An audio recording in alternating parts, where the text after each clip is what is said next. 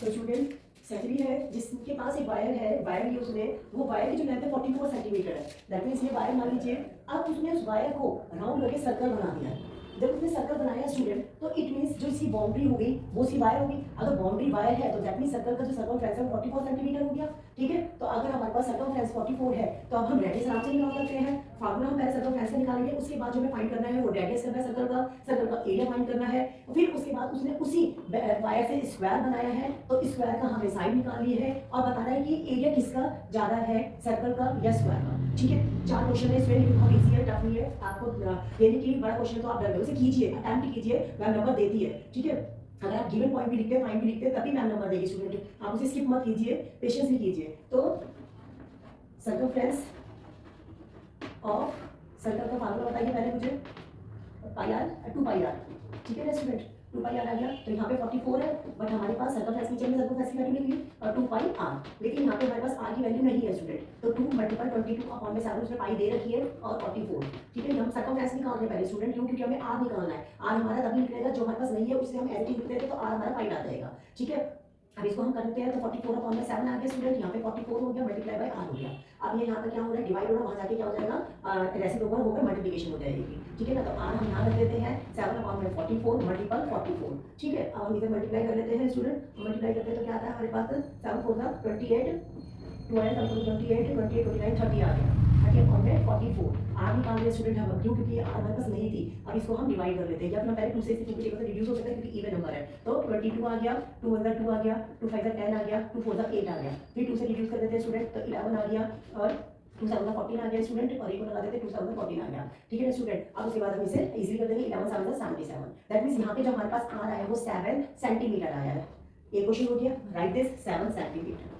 ठीक है, एरिया निकाल लेते हैं स्टूडेंट। अब एरिया का फार्मूला क्या होता है student, area of circle equal to, फॉर्मूले तो लर्न करने पड़ेंगे स्टूडेंट, ये नहीं कि आप बिना फॉर्मूले के आगे पहुंच जाएंगे, नहीं। 7 8 9 आपको फॉर्मूले लर्न करने ही पड़ेंगे। 522 अपॉन में 7 दे रखी है, आर की वैल्यू भी आपने निकाली है, 7 स्क्वायर आ गया, 7 को 2 टाइम लिख लेते हैं, यहाँ का 49 आ गया, मल्टीप्लाई 22 अपॉन में 7 22 अपॉन में 7 कर लेते हैं, 7 से 49 को काट देते हैं तो 7 आ गया, 22 को 7 से मल्टीप्लाई कर देते हैं स्टूडेंट।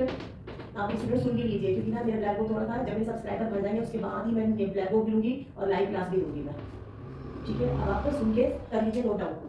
ठीक है, ये 22 को 7 22 को 7 7 49 आते हैं, यहाँ पे इसको मैंने 7 से 49 को कैंसिल आउट कर दिया, तो मेरे पास आ गया 22 मल्टीपल 7। अब इसको मल्टीप्लाई कर देती हूँ, 7 से 7 को 40 40 में 4 कैरी, 7 से 40 40 में 1 प्लस 7 तो 50, यानी कि 154 सेंटीमीटर स्क्वायर मेरे पास आ गया एरिया ऑफ, जो कि उसने वायर का बनाया था, एरिया ऑफ सर्कल। ठीक है ना, अब हमारे पास एक एरिया तो निकल चुका, उसके बाद हमें सिर्फ किसका निकालना पड़ेगा, स्क्वायर का निकालना होगा। तो यहाँ पे हमारे को 154 सेंटीमीटर स्क्वायर हो गया कंप्लीट। अब हम निकालते हैं स्टूडेंट, ये हमारा है बी पार्ट, ये हमारा था ए पार्ट जिसमें हमने आर निकाली थी। अब हम निकालेंगे सी पार्ट, जिसमें हमें निकालना है साइड ऑफ स्क्वायर। तो स्क्वायर हम कैसे निकालेंगे स्टूडेंट, स्क्वायर का फार्मूला क्या होता है, साइड मल्टीपल साइड। ठीक है ना, side of square equals to, तो कोई आगे से स्टूडेंट साइड ऑफ स्क्वायर निकालना है, तो आपको देखना है कि हाँ मेरी साइड है square, will be right side of square equals to 4। ठीक है, और हमारे पास जो length of side of wire जो दी गई है 44 सेंटीमीटर है। दैट मींस अगर 44 सेंटीमीटर है उसने उसी वायर का स्क्वायर बनाया है, तो यहाँ पे जो पेरीमीटर आ गया स्टूडेंट, तो वो हमारा जो पेरीमीटर आता है वो हमारे पास यहाँ पे 44 सेंटीमीटर आता है स्टूडेंट।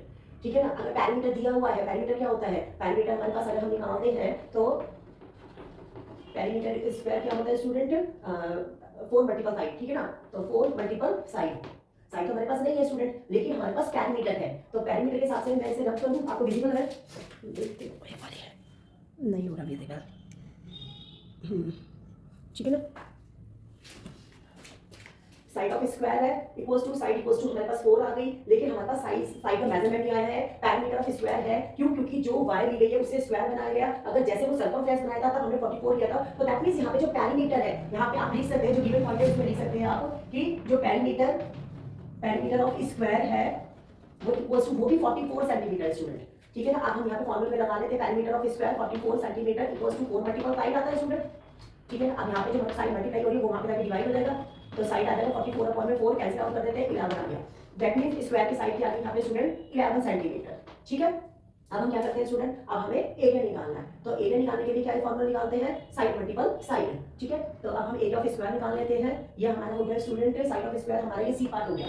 साइड ऑफ स्क्वायर में आप लिख सकते हैं साइड इक्वल्स टू 11 सेंटीमीटर। ठीक, अब हम निकाल रहे हैं कि एरिया, क्योंकि हमें बताना है किसका मोर है। एरिया ऑफ स्क्वायर निकाल रहे हैं स्टूडेंट हम। एरिया ऑफ स्क्वायर होता है साइड मल्टीपल साइड। साइड हमने अभी डिफाइन करी थी, तो क्या आई थी साइड हमारे पास आएगी 11 मल्टीपल 11। 11 मल्टीपल 11 करते हैं तो 121 सेंटीमीटर स्क्वायर आ गया। तो और जो सर्कल आया था वो आया था 154 सेंटीमीटर। तो मोर देन पूछा गया, मोर एरिया किसका है, तो आप लिख देंगे कि मोर एरिया, डी पार्ट में आप आंसर लिखेंगे मोर एरिया सर्कल।